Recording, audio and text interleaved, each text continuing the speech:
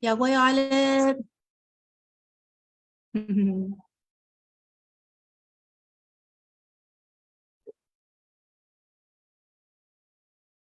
We are live. Kia. Chào quay đây Michelle. Để tôi nói ngày chọn ra jar wala ni kam. Everyone beautiful today. Everyone I boy joy rainy. Everyone mona in Tarawali pen. Our nurse Philmar, sister Philmar, the beautiful and wonderful Lena, the beautiful and wonderful Mary in Community Clinic. Tinitinoyin ganjar, like always. Ngayon meron kay Tilagipin. Lina, nga kumarana yung tinoyin ganjar.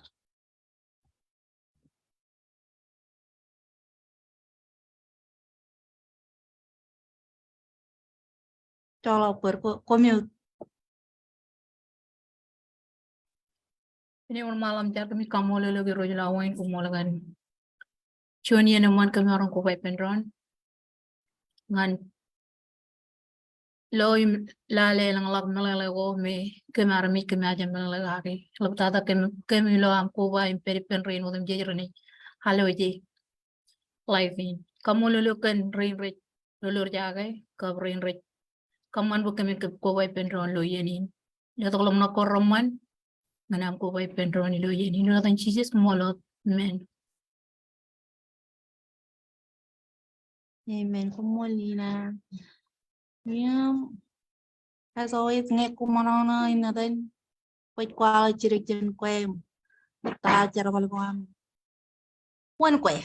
Ngan audience rin. Tinitinoyin Mary.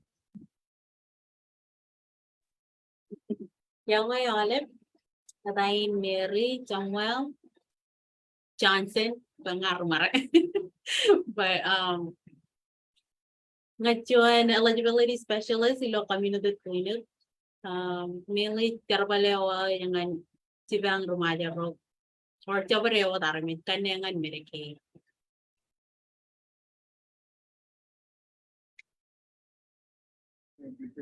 Ta choy na yaro. Katan Joey yung Rubik. Katan Chinem Jamayan Rigi yung Mary. Inam Lina.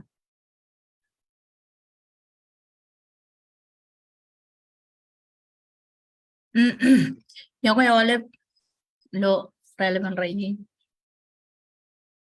Kumul misel ganam kaman wajan marong permeja to lo yani.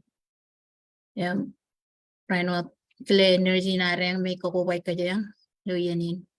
Tayo Lina kalaj ni mamota po yan ya nuchun karumare ijame jawab.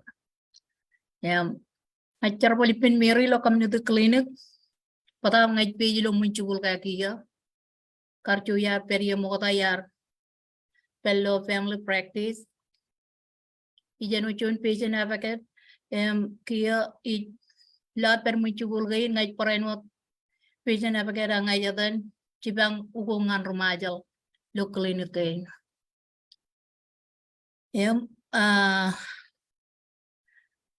Chunia kia katewot kay laptada ngan rumaja rain me rayito kom loto kajilo community clinic par chonalen achulirin mejaro chono tamro meri chui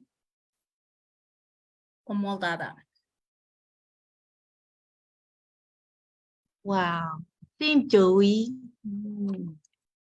Chắc là mình chắc là gà. Rồi, nghe bà Sister Philmar. Yeah, Olive, welcome. And then Philmar Mendoza Kabua, Majunian, Nodro Mataranglo, State of Arkansas.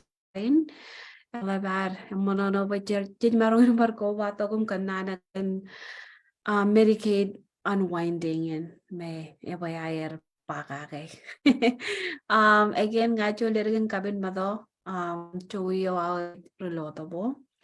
Yung nga pamuli again relevant rainin. Thank you, Michelle.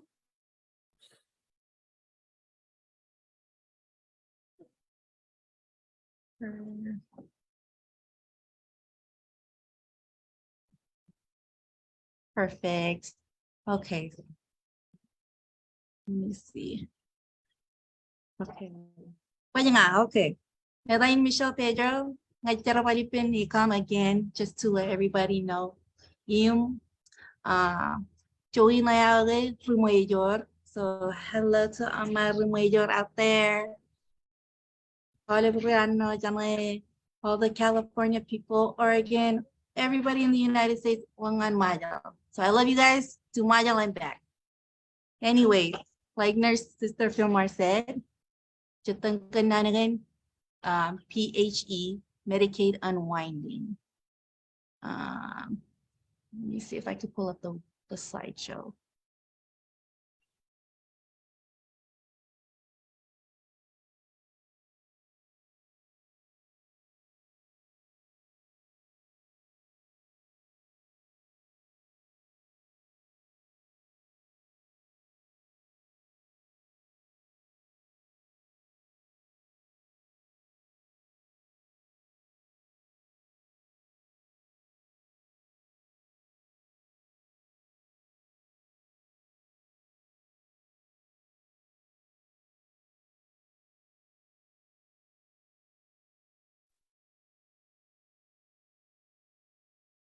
Okay. Thank Perfect. you. Should I go ahead and start? Yes, please. Okay. Mota jana chino iganan kachida gipen romero jalo. Yami jalagan public health emergency, Medicaid unwinding. Umi jalaga tain or previously and then jagar pa banado kagay menin. This is our third time. Kananagan about Medicaid unwinding in. Next slide, please.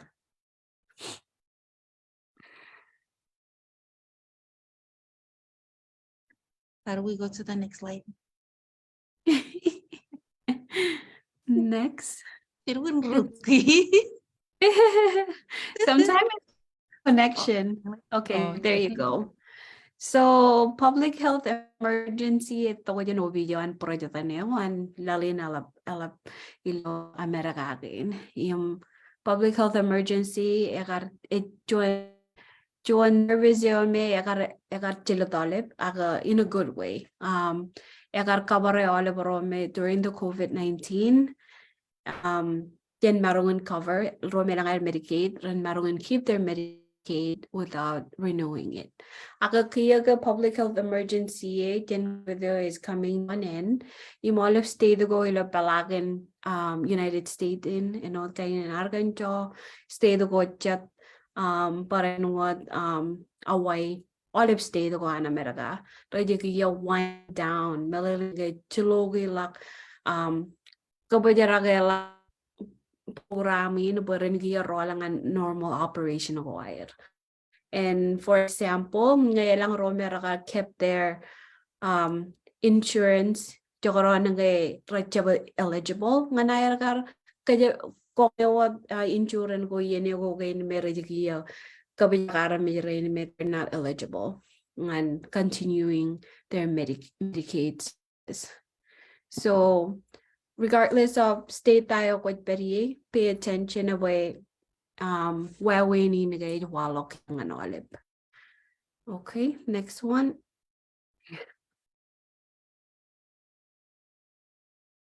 So and all that about ilugo na din jalay tayin public health emergency Medicaid unwinding agangan kabirorogi langan kayang ramayal jamalagan and then COVID-19 era ako jamalagan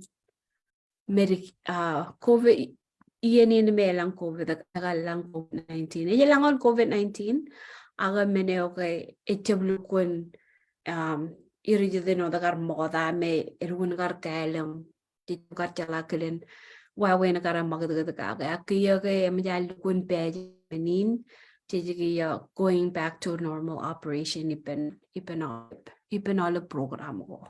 Para what program kayo nan state may walo Medicaid again. So aragar pepenado kar lo episode room Juan kay any lang lata ko mero ruin naman jawad akay amjad chilangan wayangan kum imalaban auro wala takin kumien pay attention ngane pues ngokumi I would update information ako ami. For example, income ko, para what I change of address or number of people in the household. Ngayon lang kay regalak imlamay telephone number ako.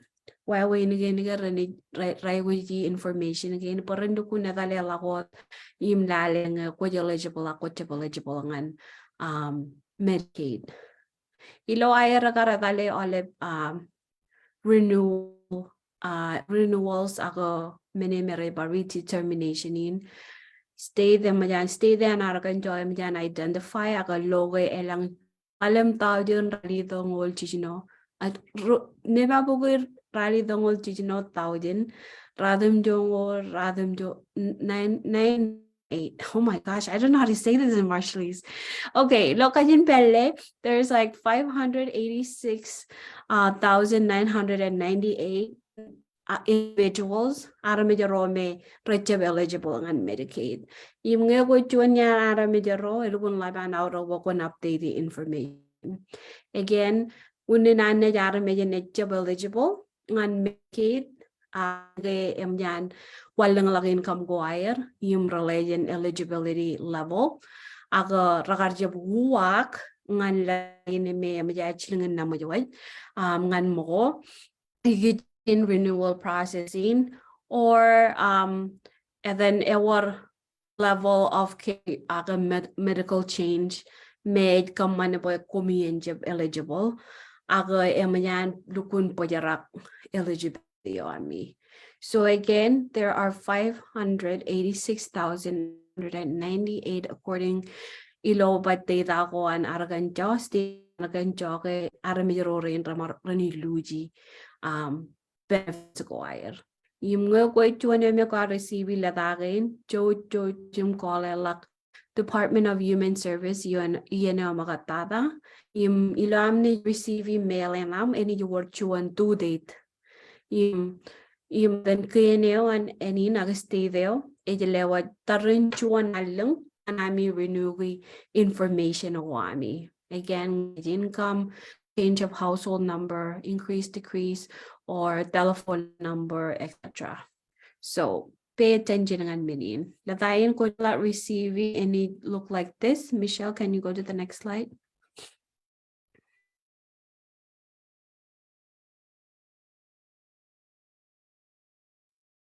Is it frozen? There you go. So anyway, when ladayo in me koni TV par kakimimit any rani tegi wa koi many but benefit renewal form.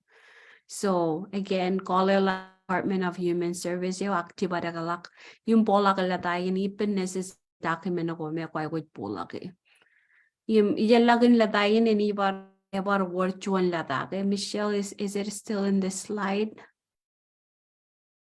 Ella go in sliding, but there's the latayan will look like this, or another letter may any waloke kwai ko update the information ako ami. So again, ngay tala kami yan talangan DHS or ngokom kwale lak DHS akay tala rumayo rore kay ngayon ajari rome rurgun chala computer ilang moko kumi maron talangan access.arkansas.gov. Michelle, let me double check nga nami in updating information again. So pay attention again once again chen latako kumi receive yung kumi receive please respond iyan yung makataba pag kumi respond Melilin chuan kuchabay kuchi Medicaid ako ko jakinan net pojarak olive services ko ngan ko. Ya warga kachiduk yung ngay quay cái này ngay rồi cái gì đó ai cho là cái đấy cho là mình mẹ của ta ngay chơi bay bây giờ thì tia vậy bây giờ ta Ingay choro na ngay chala change ilo income, number of household, address, yung phone number. Used quay din by the respond lang. Yung kalikalangan THS kay etchala ka din menyo na kachani ilo moko. Aga ilo case at least ilo respond ka kuy kwalok kay nyam receive ila tayo. Mới quay bực cho qua nam nga nam respond la bo quen chụp luji mit dewa chụp quay wa da ka ole par ro mer raja par cover ilo moko aga chugo impero aga joron ingay sorry please don't ignore it nga ko reti la tayo please respond come on Dino ba community clinic? Do you see anything like that? Ilang kaya pa dyan na rin. Kung kumiro lale your patients. Ilang kaya ka dito me. Erwin ko doon kaya ka dito ipemiro. Ikijin Medicaid. Minokitin war jawarewat gilo yeni naka yung dyan loe Jonya latagan nito pero renewal for yung Jona ka lalaban po ito yung kumurat ki magkani so parchuan na yung kuchi melala kilen kanya kumarang ba stop pa yung tong kapag kumarang chibang lokan other than that and all the kim bukun yung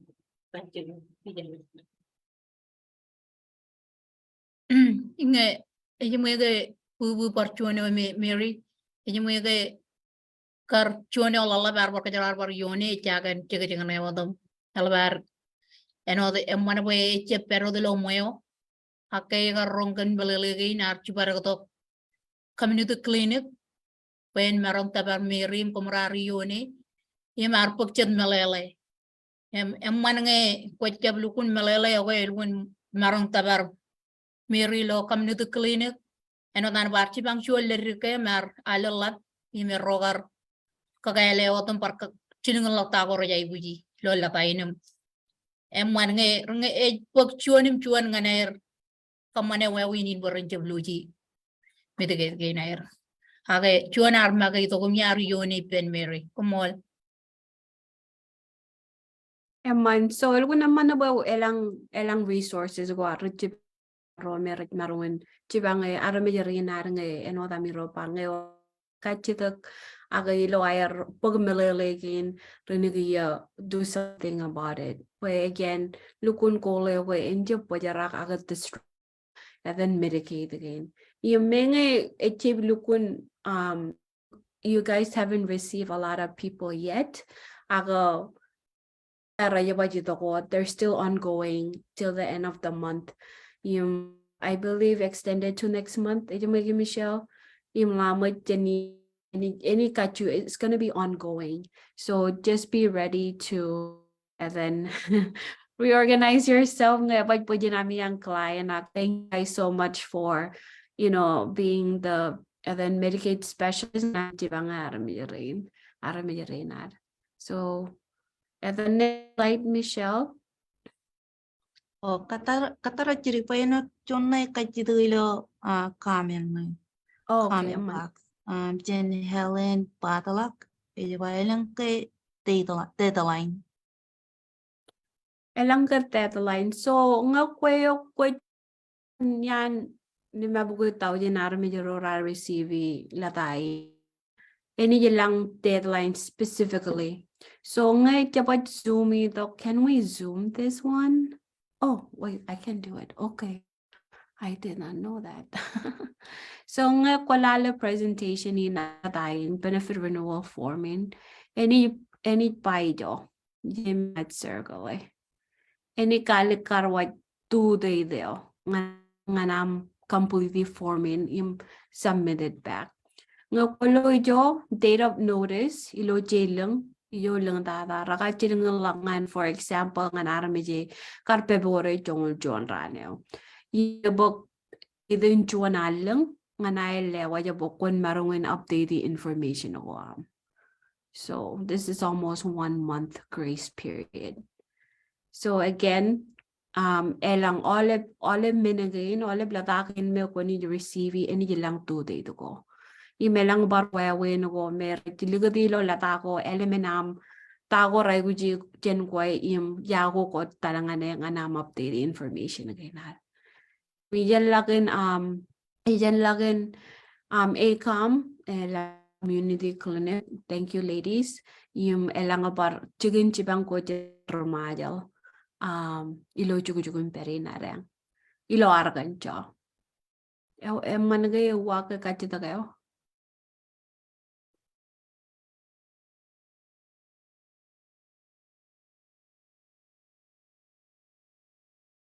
Okay. Okay, so I think I can go next, right? Yung akalim kaya rawale mini. Kajaroy pun rukim kada keja kada kendra. Okay. Ngaya lang kami yang kacita gilo chana jojem digudilo kamen pa. Ingay ngay legado natin I mean lerigrenchen community clinic warga miro kako pa kacalangan arme jari narngoy. Roy pa yuji para kuat komirak. Pigot kelen cipang.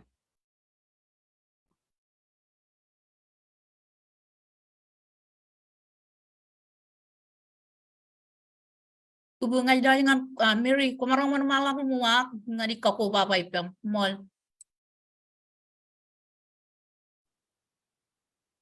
So, per ngajib lukun rong tayo Philmar ba no daga. Oh, eman job. Iji bangay war menakan komiro kanan kako baba wajangan rini merayalud ikicien you know when I jibara kwat komiro taga komiro marong kamanangan jibangay anything may it's related to your work para in what community clinic. Okay.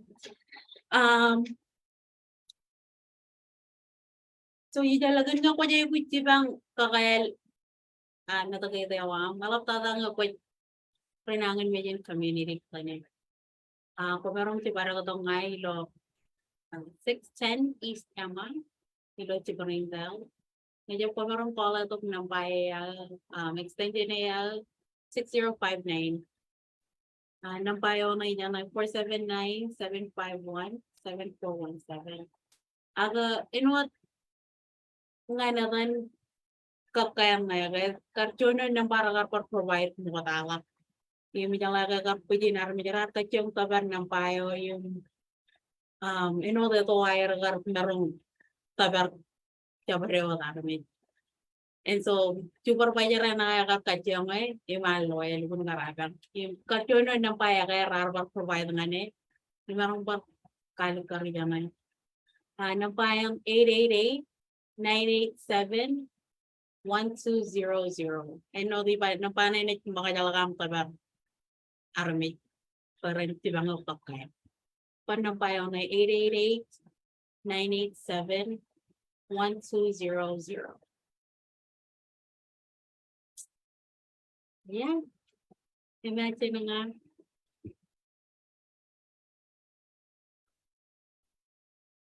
Man kumol Philmar. Atan yang mana alamin melele ko Mary agar kali janay.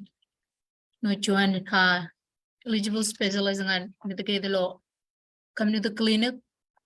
Yung eno chuan me elang yun ke bagay lo charpal wamro. Emol melele ko kay Camarang tabari melang nampayang na yan pala janay. Yung nampay ni kaya makajalaka no nan makajalaka kuman to amper yung online ng Qatar. Pwede din nag-army jari Qatar lagom rumuk rubo jarak. Yung nampani tamakay ni Chibang, yung chat pajan ngaretin marong call, ino chuan yari yun kiya chipong. Choko rojo tongom cibangir apa tap. Ano tapa ito kijan katar nampakan na. Yung kijan propaidilan nampakan yung recall. Pagairangan call. Yung tampa Philmar kailang ngaji riro kabi yung nakokarol kun marong kanuno kajan yung ilik. Yung kijan logo na ito. Ramarong waratan call jan mukumir. Kan nampakan yung may alalangan yun. Kaya no tan bagay chone nampako kanay. Yung Chabrot page no may partongan mo chicken chugul kay, mo yung clinic kay. Yung tiji logar rajay wit.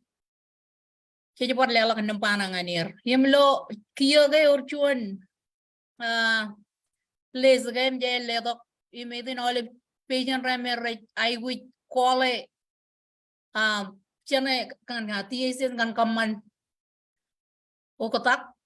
MJ letok ngan helangan clinic kain ro ka ba alep clinic kain man community clinic yang parang no muncul kain ay terbali lizinan mo alam muncul kain jakari relagem tel em charge em mga personnel ay katyong pen inta baral ben army rain waran marom call kay callum jangan at pikot clinic nga raja buaga kay kacu ligod ng panam hin po mer waran call ay kumol. Wow. Tada ladies. Yeah. Umutara. A community clinic kunjiga kamaneran home visit. Ngan Medicaid, ikitin Medicaid. no, it did work time na. Maybe in the future, no, it kalagalo tayo. Pamiro marong kayo pa kwalok tongan then audience natin. Like services ka na ime kumyang provide. Ilo community clinic. That kung laban na yauruk. Nga na ba nga? You got to turn local community clinic in 2018 medical site. Aga need good refresher. Aga nga romerit palaya in medical clinic or community clinic. Kumiro marong college services ko. You know what kumiro promoting. Of course. And then, so community clinic is a non-profit clinic. Yung ilang kind of community provide, ibig siyang tagada ngayon. Tutoro, ajiliro, pararo, ngan kamangi. Ewar, I can't list it off the top of my head. Agay lang location ako, ilang ilo Springdale, ilang ilo Bayville, ilang Raja, ilang Joanna and Pella ilo Centerton. Within school base, tiyan may Bubulina, Terabali, Parson Hills, George Elementary, Joan Elementary. Imit na ilang bar ko dyan, Meongdale. Kami may chibang igitsin, kanengan Medicaid. Elang rora jabar chibang kanengan SNAP, patient advocate katuruan mo. Jabar chibang igitsin resources, kanengan abogay dyan dengan, the rent assistant, charan, feel what para yan. But yeah, those are I feel like I listed a lot of them.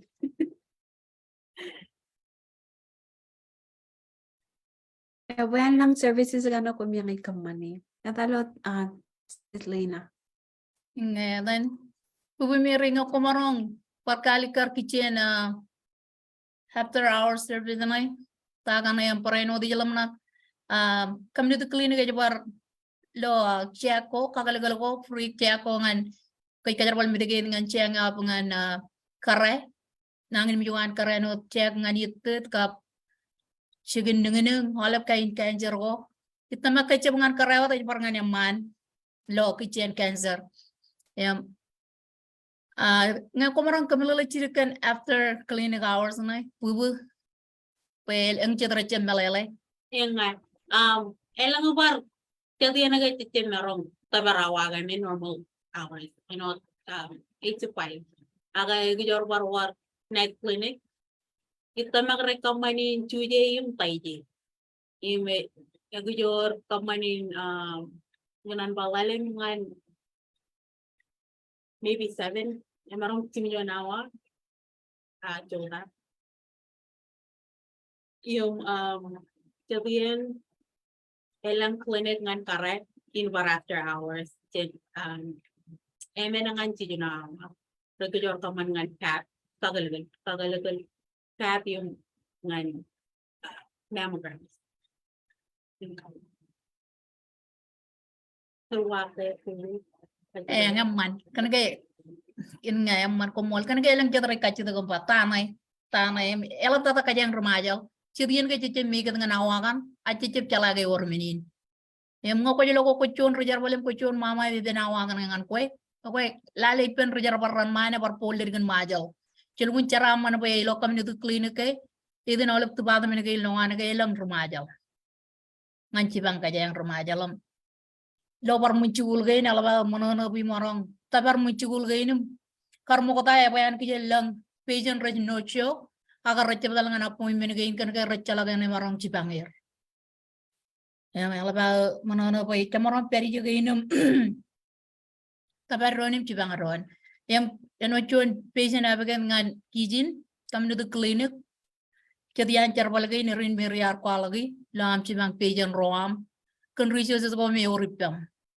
yang prenot kami kwane ki pen arcs ya maka yor chon chicken lo fevil kia kamar patient abaga ro ko lagi perum chamarong ngan tizaborre yang elang chet kanta yang nampago kami yang marang balalangan patient rain waran baga call mero ko che cibangir ngan marong tabar cibangin yang iba lo chon wa wi me polen kajang ciblukun melala rumajal rajutongom kanne ngan Medicaid yang lama ya lamanak pe kami nutu klinik aja approve cara bala ko eno nan meri pai jana iba kami cibang kanni elap tata eno chuano me special ngan Medicaid kami anga ba jeng kran lukul lam Medicaid kichen ar cibang ron ga chirien kami anga cibu cara bala ga inairum kebojim lilang nganir eno lila ta ko rajai gut provide mo ta jana ir to gumione cek penyan ralak dok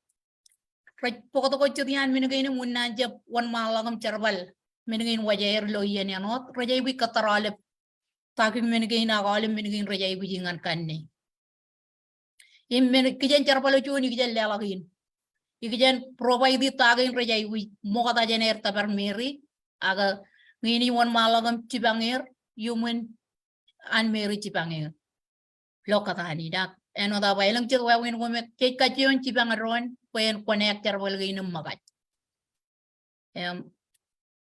par meno cece melalain kajang remaja la kajang aja pak kami itu klinik arkanner yeren raja approve raja approve ipe pa gainum charbalan recharbarin ko wala kepen rin cet rekanne cibang kanne ngan remaja renum par lagi cet mermarong camarong konono iper lokanya no cuan kumol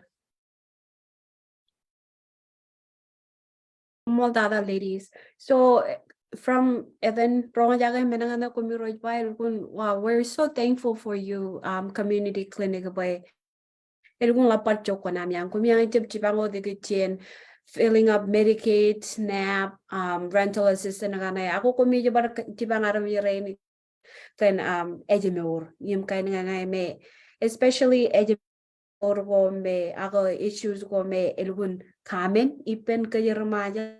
Elgun emanable communities provide those services.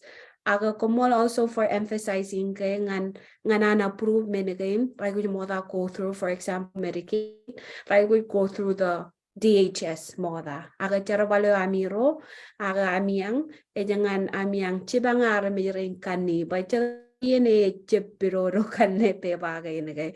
Paptalang either kajin pelle, aga rekachid information ko may chichulukun malalagay. Ingai ngan romi ro yak because the community clinic Joe, you know that Sister Renarba, get all your documents in Bureau Magayala Charabalo. You get and then services gonna amiang. Jadare Aramit me at Romaja, et Jalakayarang insurance Rajagap Tabarto again. So Elaboga one tagado ipe miaka, Rai Wujage Medicaid and air to hum lotokum. No, recep ay with insurance ilo yun may recommend ay appointment tinagara marong applying on sliding scale.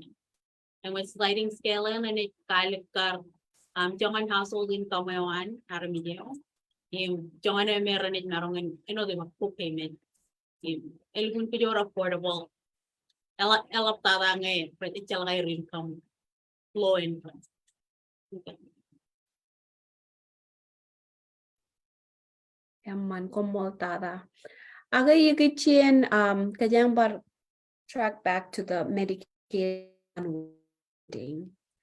Manyami ro chino chibang arami ro yigichin wala gay chimay.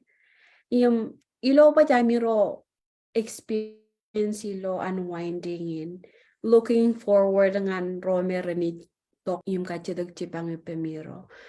What do you guys think are the challenges may community face? Community mention about calling a DHS. Juan nambay tom do in air Qatar. What other challenges may communities expect to face? No community bang aramid update the information again.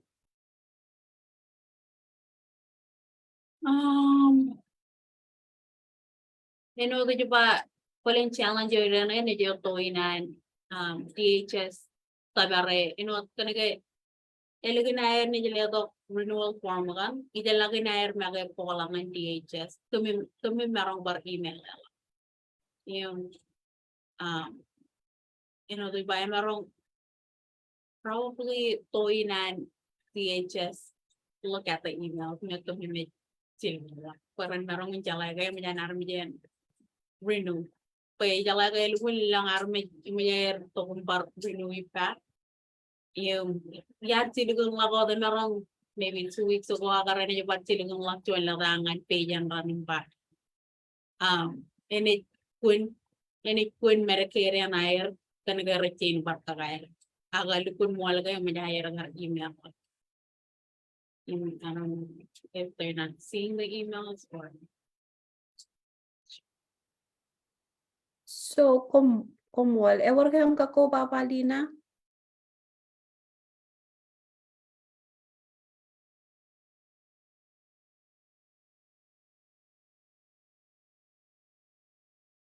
Ngayon, ikalam na kay eman malalago meri ko lagi jen.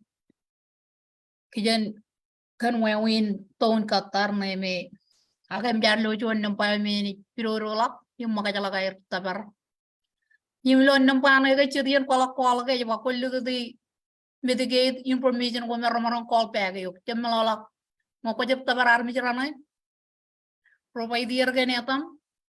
Medicaid chabrod minor ni ba kullu di yung rani roll yung call ko rani juan. Lo rani ang may charbalakan. Elwin ngayon kalma lagi yan kan palen elwin chapayare ang lukun karmelalagan Medicaid na tangan na mecha marong pugar eche pujadin Medicaid ot bakon takata aga loan Medicaid na ng emirian ibalukun agdim kalabalak melalagan ay elang chen min ko me kumarang tabari rijo ko enot elang chon lo kam dito clinic chibang ngan Medicaid na ngoni ngan scale P ime ko orchon pre card cape paga kiaj kadin kiaj kan ai recibang pijan rana ngai chalag yalair reja meron ting wagon wair ko reja bardo reja logo reja puim ben iliju aga eja pu kiaj ramaron kola kameng reja barreme abege drai mem cheni kebo fuel kan air ngai rechuan pijan im ngai reja puim men im rej mayane war kamagdir ngan chapro chikin garai lela ngani Ijalagin community clinic ay provide override. Pagkato kaya nga appointment ko air, impor kerja pelagir. Yang cakanan kage mimik pejan roar kerja yang elap tata kerja yang remaja. Pengen kunik kapungamu agan wah aga uber ride pen community clinic. Kerja yang molem talangan apuin menewam. Siapa talam siap talo cenjan kuar talangan apuin menewam. Kerja yang lo tak kata yang pe cene coba je lewat ko kuar je pelu pen tak kata yang. Yang ngarane kapuk Yun tabak sibang ko gin me kajang cepor remaja melala kajang yang malam itu kita nih orang nganta kata aram par eleng cet sibang ko longan romarong sibang kajang no erangan emang aja pak kami itu klinik aja par sibang hiloan quality yang rem lale ngerecem marong elu yalair peran kadog yalair peran marong tabarapu menangar air elgun auro ba kajang cebluji menangin we cet wawin sibang ko me Rejija. Mall. Thank you so much for that information, Lina. Elukun gar kalau kalau kan community clinic ya cerun cala ko tako pun cara na miro mi wi auragan community clinic ngan juga beri nareng. Eno tamba cai ku parpuk chokonara ba jen only what resources again. Nukun take it, with gratefulness about elang services kainangan kajang, elang stay do ko jalak services again. So, como data for mentioning those. So, any element na aramigarinar like get updated, igichin clinic hours, igichin chibang komi share then komi chibang aramigagay igichin any other information kan komyang. Would you recommend that aramirin follow with komyang ilo Facebook every while when an aramija then get themselves updated igichin program ko ami. Yung ramarong follow kabilo Facebook. Ngayon tama ko marong Tiberewa Community Clinic lo search bar na yung minute pop-up community clinic. Ilang yung par Instagram page, ilang ang website, pamarong Google like community clinic, yung minute par pop-up, awa ko. Tama lo Facebook, alabala ayon ko yung update ngayon kilak nginagay, kaya update yung Facebook. Pangan kain na may rajaje kilin computer. That's a good question. Namarong pala ito ko klinik ilo 479-751-7417. What you an option ngan kajin madam. Kung nga yung rong jaga option ngan kung nitiber chilo. Melang iyan na gaya war like complain ka na gaya. Ito ay ruwa kaya raka kanagay lugul limited remaja rami ang local center. Nga kung marong refugee what lain may rene juwaga kwalawam yun ang kata. Kung marong kayo pa repeatin ng pama irgun makayamakar. Oh, okay. Aman 479-751-7417. Yung nga ko ni refugee what ko na ni lewa yapsin in Tibet ng bachudu ngan tabar tuan yan remaja ro becerabalo ko jangda. Aman. Marang ka pa ba? Oh, naman. Aman.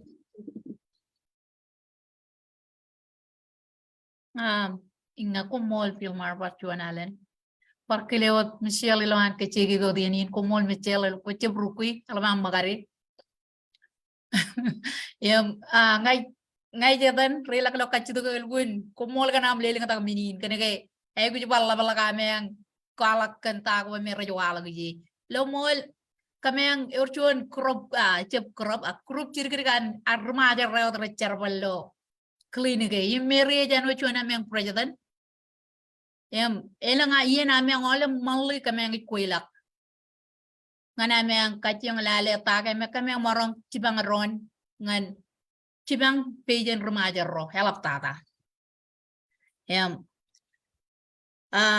eno tapa ayatan kelen ilo ito na alam rijar warin kaya lang ay extension mga pelo school page kay or chuan cellphone aga telepon ngan charbal Yo me Ramarong parta para mo alip yan ngay John Pagen. Yung melap tatakan kami provide nampa. Nganer marong call ngay lang chaparewot.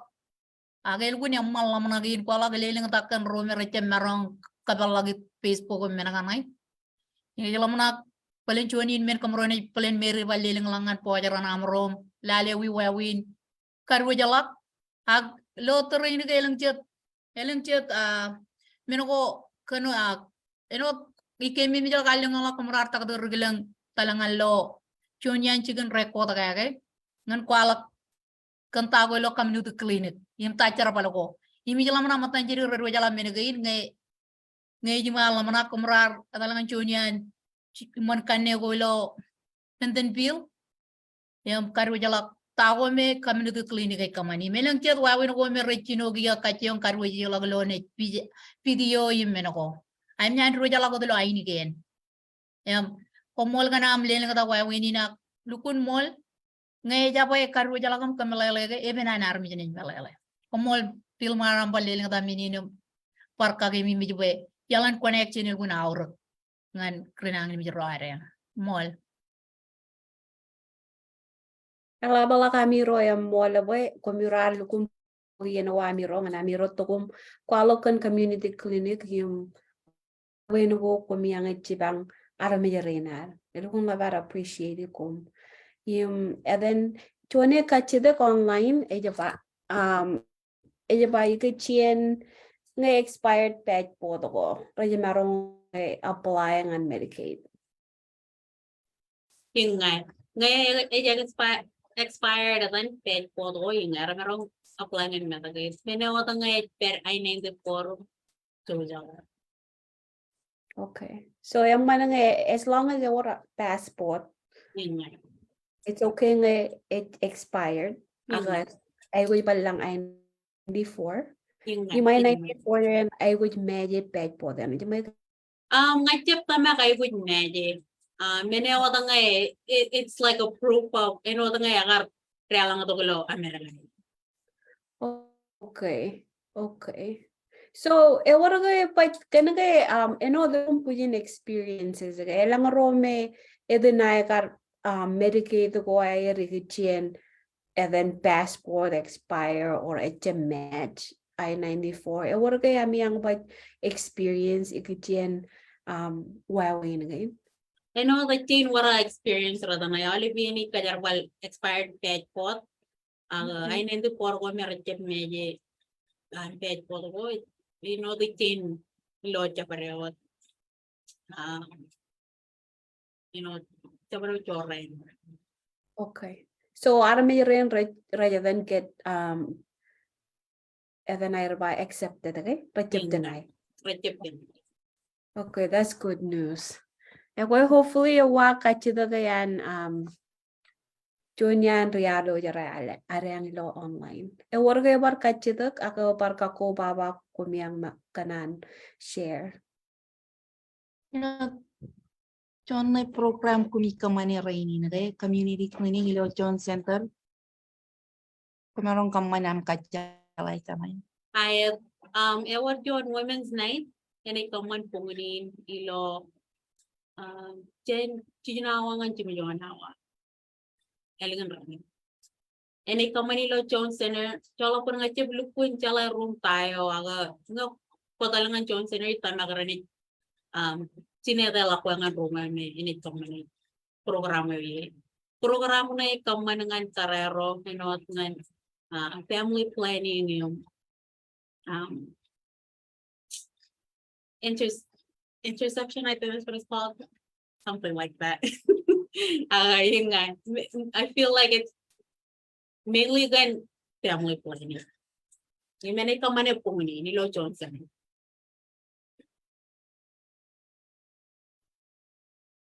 pubu kalau per kacito ko dengan nalalanan pubu belukun clear pwede wacho din orga away janay Yung nga chijinongan chimijon awa. Ngacip chala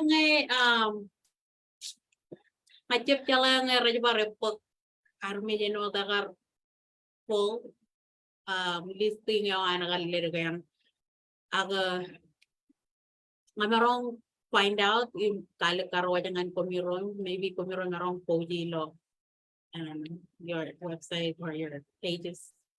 Ngani kachong lalim perkara. Ingay gara den share den client na yami ang ilo but time yao yawe home yung aja lang lo kajin mayal paren wat kajin pelle iba mandre iba them ba iba Jones Center room 260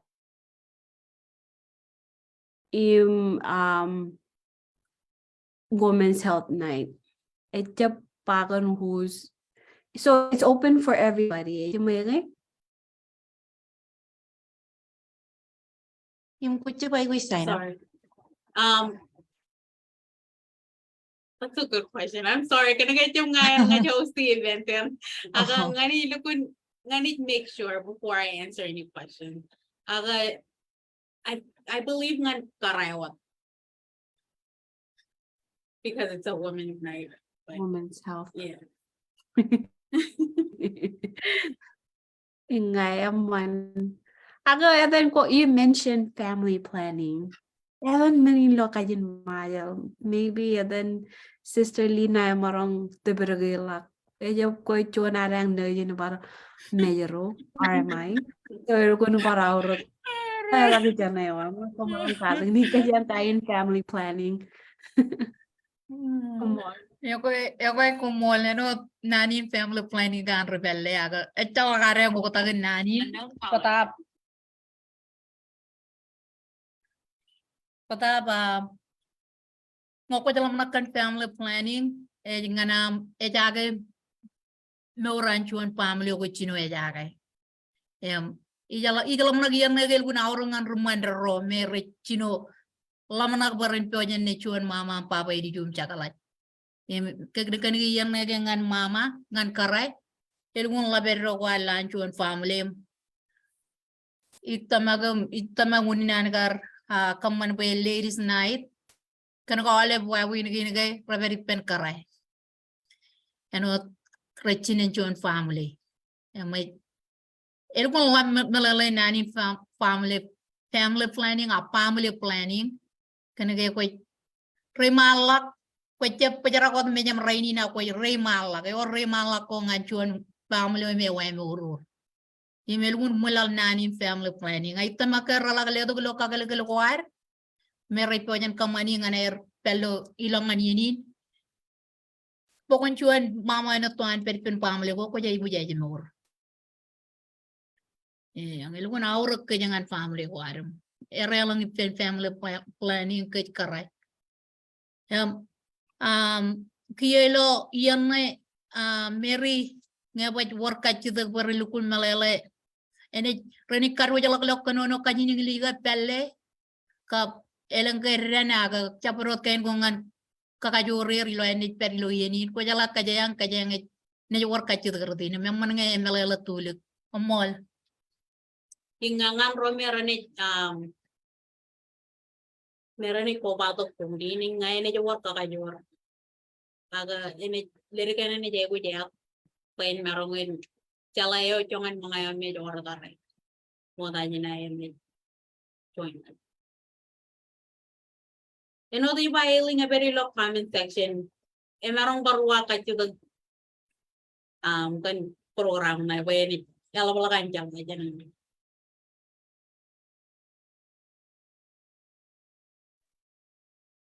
kalau pun Philmar and then you walk a cut to the home kitchen family planning and whatever family planning at your barang kajun me aga elugun aur ngan chor romero chino jaga chuan family Lu naman ang beragi.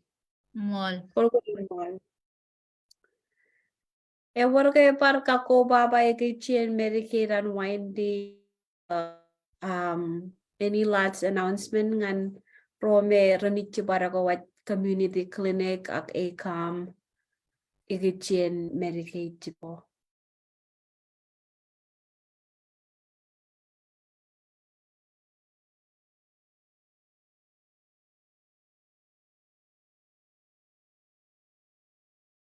kako baba Komol. Kako baba may pareno at kakemi may. Pareni nilmong labar. Tubugan charbalagay naram. Ailangin peligin charbalagay niyan. Imilo lo latangan ay oriyen. Ngancam malakir. Im kayo dyan mama piu. Ak erro chinon tata family na yar. Imge kaya nga jay wit. Kamani wawin gay. Ngan call. Ipogo da marong chilungul minute. Mo ko charbal ko marong call am kata kachita chilungul minute mo ko cha call gan family na ya. Ilungun aurag wen relak. Am college ngan apte di melala ko ragal tata. Ngan rin ni yung family nam. Pumol tata. Mal tada Selina. E wara kara then chadaro me ray ronga jaga program gina.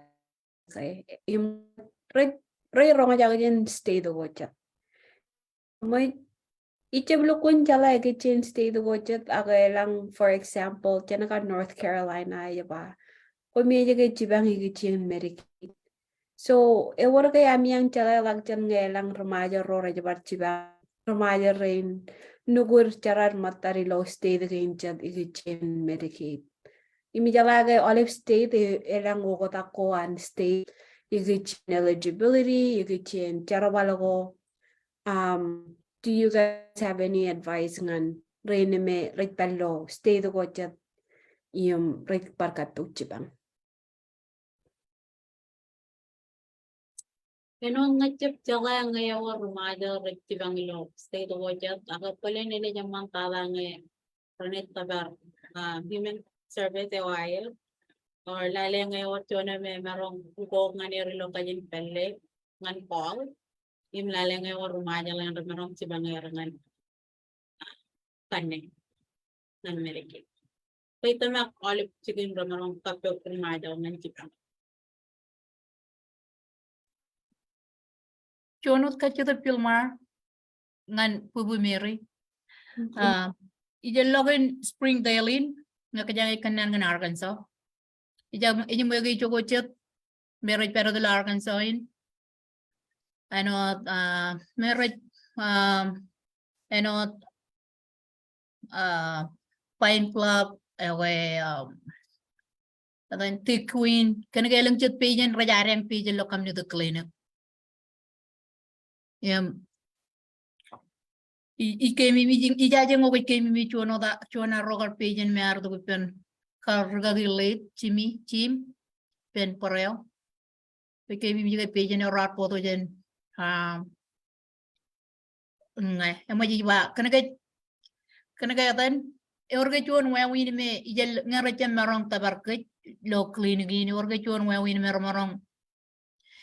romorong ta chilung dog menagain ano tsaki menagain me rajay buji chamarong apply nganir ngarit pelo chiginchet kanagay lang chet recall do kompa chilung ne tola kay japla wanen fuel age orga chuan chigajak me chamarong liwat taga kumujay buji nganami kanne cheni katarot ngelang alikarom tedi chabron melele kumi cheni jilowi nga kumarong karong chabro me right per jagain rajarian patient lo community clinic rakanan apply ara chepelo yon Springdale kumol ingay wat yon wawin temerong tilugang lakabal gajan temerong kakalagi wat area ko merekani melelang kanir meleganayar ne kanne tini provide la John stamp. Kaya John nadan stamp provide ito nga nga ako yun. Ngayon war pa page yan rata na yung review way out of Washington, Benton County. Timarong melel ako at tagaray yung rani. Aligin na tiligang lang rani bar. Rani kani tiyabagan parot. Tiligang to. Ilo chalaw na yan.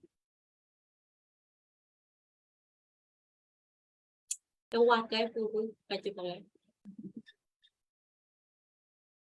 komol lita make ewagam arami jaro me raja melele rani melele kia ke yello gna erchi barga dokket Ilang jadwal win ko chamaron chibang air. Mall. Ergo naman po, you guys brought that up. Lang tiyadromer regpelo argan joy not.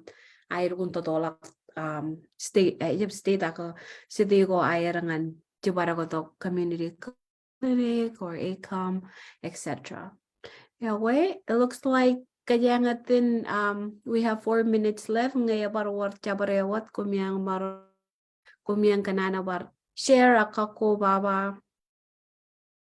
Then you katala by Michelle and then conclude our time. Okay, we're back. Well, I'm back. Anyways. Kung malalap ka namin ang ko bato giloyenin, kumutara community clinic, watara kumutara ngan Nina and Mary. Wow, that was really good information. Kung kumululu iroykan kumiyang. Everyone labar jaraman din kumiyang community clinic. Everybody that works really hard in our community. I have high respect for all of you guys. If there's nothing else that you guys wanted to say or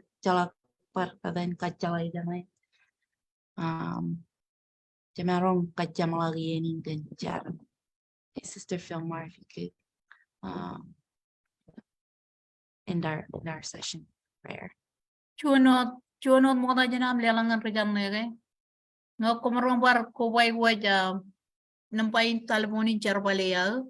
Yung palikutilo niya na ngayon rumaja rajab tabar Mary. Ako ramonon tabar yung marang schedule repen Mary. Oh yes, please. Ngay likutilo chicken chat na Amen. Kumol. Thank you so much, Lina. Yan pa rin with Mary. Thank you guys for, again, spending your time with us in Chiaragan Community Clinic. And I hope this collaboration and it continue.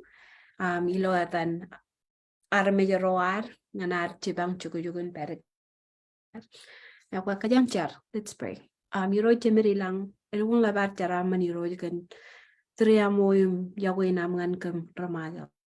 Kumolagan services again me marungan katalaga ba aram rin namron marungan experience paran wag pagi ilo charaman aragan kayo roam igitchen olive ruto roam ar merit bang aram rin namilo olive organization chen organization tatang an organization alaptata si charbo kun jojim kakayo rekam yung Jibang kampajan marungan serve one another and love one another, especially Ramada with your love and with your grace and with your mercy, God, and especially with your healing.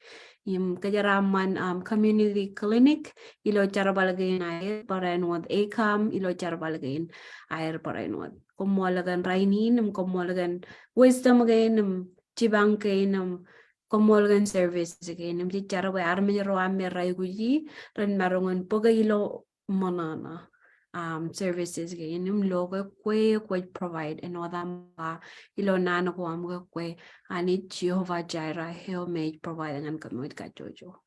Thank you so much for this time, Lord. Bless everybody and keep all of us safe. In your name, Jesus, kumol. Amen. Okay, thank you so much. Charaman and keep up the good work, ladies. You guys are doing an amazing job. Thank you.